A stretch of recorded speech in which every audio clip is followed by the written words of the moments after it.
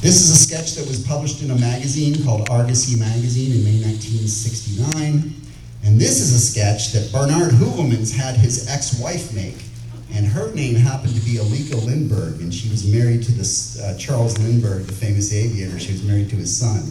He was a zoologist, but she remained friends with Bernard even after they divorced, and she did sketches and stuff for him. And this would have been presumably what the Minnesota Iceman would have looked like alive, right?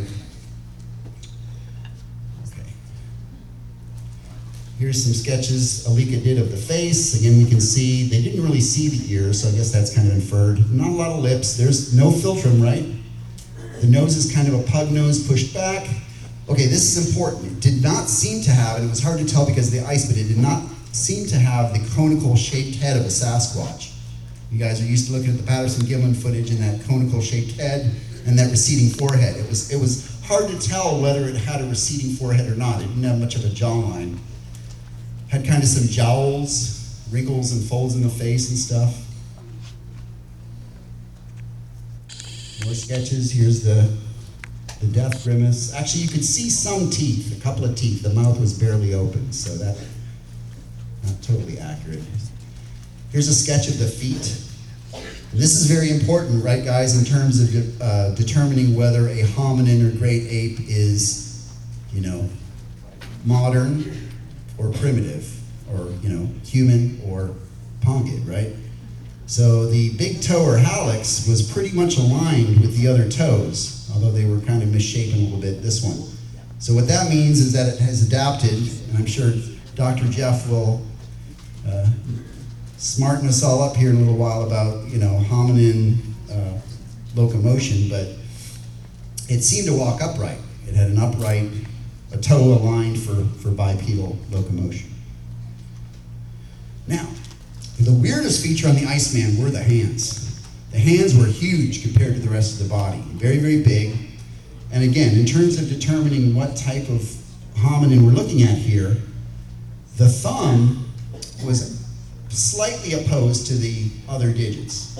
In other words, it wasn't really great at grasping things, so it was kind of like more similar to a Sasquatch thumb that's more like aligned up, or what we call apposed as opposed to opposed. I know that's confusing. There were copper-colored nails. But anyways, this is a really weird feature and doesn't fit into anywhere on the hominin tree. If we're looking at Homo sapiens, if we're looking at other great apes, nothing has a hand like this that we know of. And even looking at fossil forms, because they found fossil hand bones and finger bones from Australopithecines and things like that, right? Homo erectus, all that good stuff.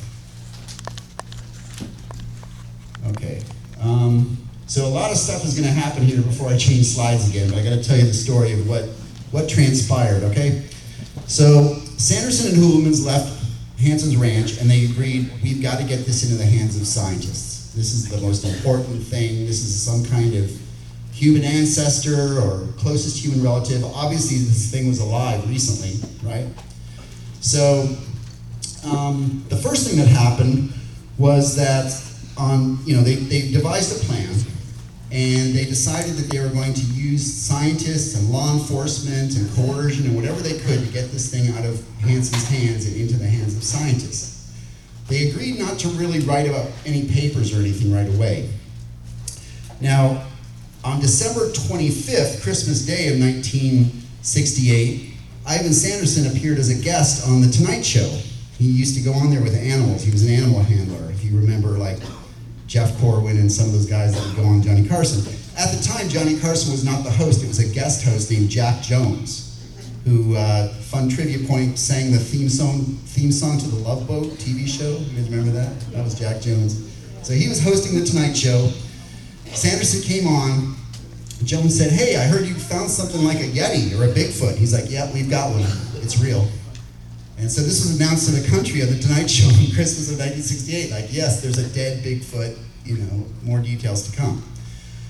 By February 3rd, 1969, the next year, Ivan Sanderson contacted the Smithsonian Institute, Dr. John Napier, who, by the way, wrote an excellent book on Bigfoot published in 1972.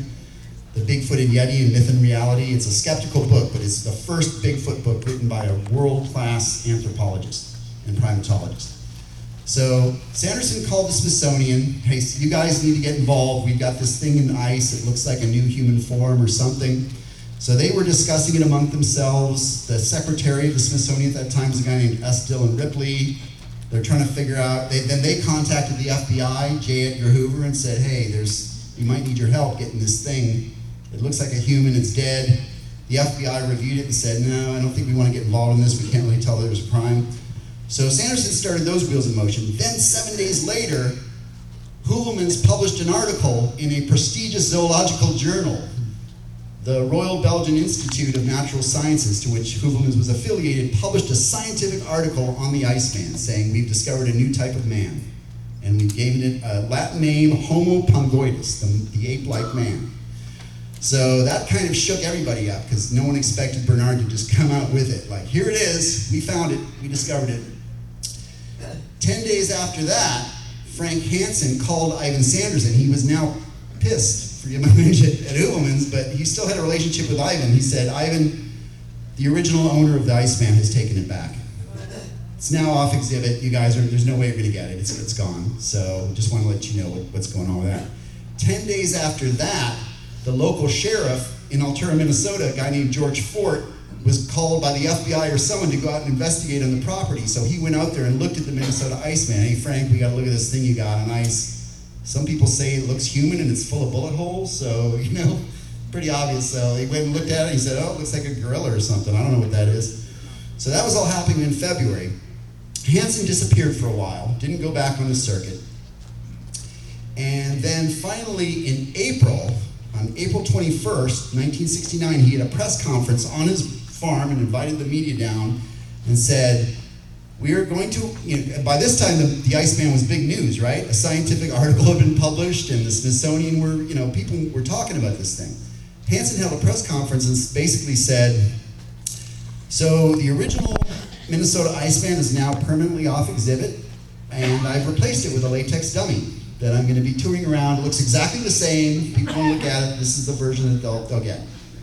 So that happened on April 21st, which again threw everybody for a loop.